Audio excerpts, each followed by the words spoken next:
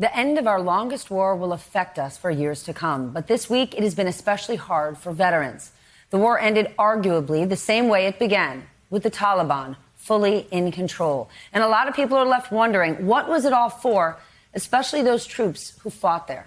It has led to a rare show of bipartisanship on Capitol Hill, with 35 senators calling on the VA to help veterans who are struggling right now, and 159 House members introducing a bill to recognize the service members who were killed in Kabul last week. Joining me now to discuss Afghanistan combat veteran Jason Kander. He runs the Veterans Community Project. He's also the former Missouri Secretary of State. Jason, I want to start by playing a bit more of what President Biden had to say yesterday. This part stuck with me.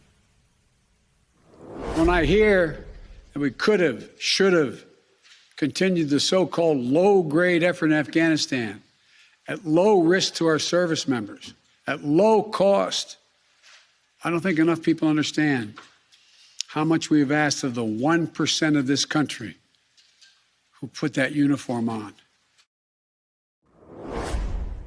You know, yesterday morning, Jason, when, the headlines crossed, the war is over, I was about to walk into my 15-year-old son's bedroom and tell him he had two friends sleeping over. And I stopped myself because I was afraid when I went in and said, hey, the war's over, that they might say to me, what war?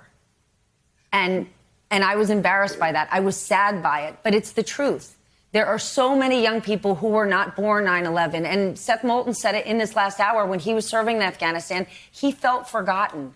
How do we make sure that's not the case? What do you want people to know, especially the next generation? Yeah, no, the line you just played of the president stuck with me, too. And I appreciated him speaking to that, because I think part of what has been so upsetting over the last week, I mean, for a long time, but especially over the last week or two, has been this feeling that Americans have discovered that we're at war in Afghanistan, and they're kind of upset about it. And it does make you feel somewhat forgotten. I remember when I first came home, this is in 2007, I remember I went out with my wife here in Kansas City. We went to a bar with friends, and somebody said to me, they said, oh, you were in Afghanistan.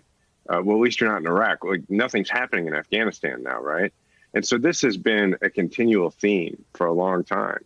And I don't know, I guess in terms of what I want people to know, I suppose it's that you can't group all wars together. The president is absolutely right. There's no such thing as low grade or safe war.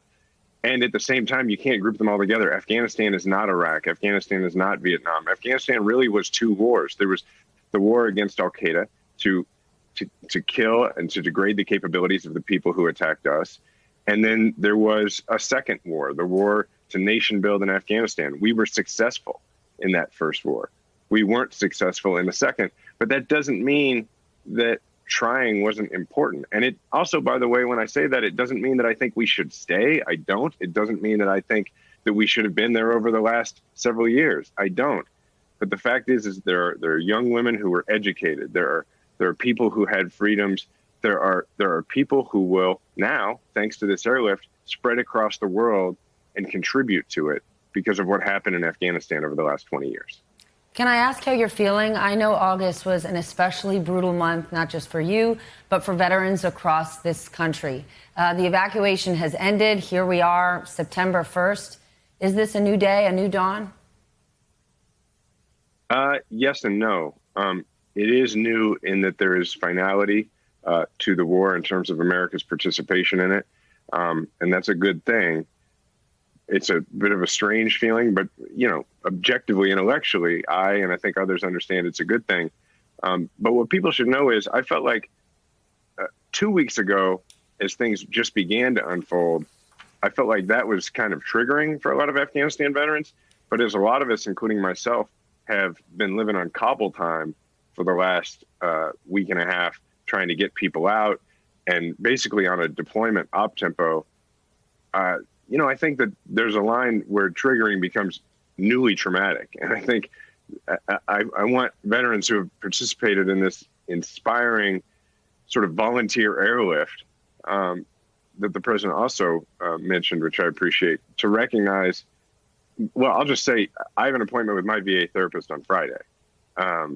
And that's important. Like when you've been through something, check in on it, get some guidance. That's what I'm doing. We do know, though, that over the last 2 weeks, we have seen thousands and thousands of people be evacuated. We've seen this extraordinary mobilization. Is that inspiring for vets like you? Yeah, absolutely. The last couple of weeks, what the military has done to go in and, I mean, the president said it well, that there has not been over the last couple of weeks a vital national interest at stake. This is purely American soldiers and sailors and Marines and airmen going in and saying, we're going to put our lives on the line purely to get out our fellow American citizens and to get out Afghans, our Afghan allies and citizens of other nations that helped. That's a big deal. I mean, it does mean a lot to me that my country still does that. And it makes me really proud to have worn the uniform, to see the feat that was accomplished in Kabul over the last week and a half. Obviously, there's so many critics who say, did it have to be this chaotic? And every critic who asks whether chaos should have been a part of this or whether chaos could have been avoided, to me, may as well just be saying, I've never been to a combat zone, because chaos is baked in. It's part of it.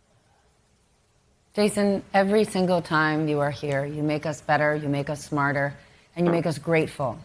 Jason Kander, the face of a true patriot. That's what we saw over the last 2 weeks, true patriotism. Thanks again.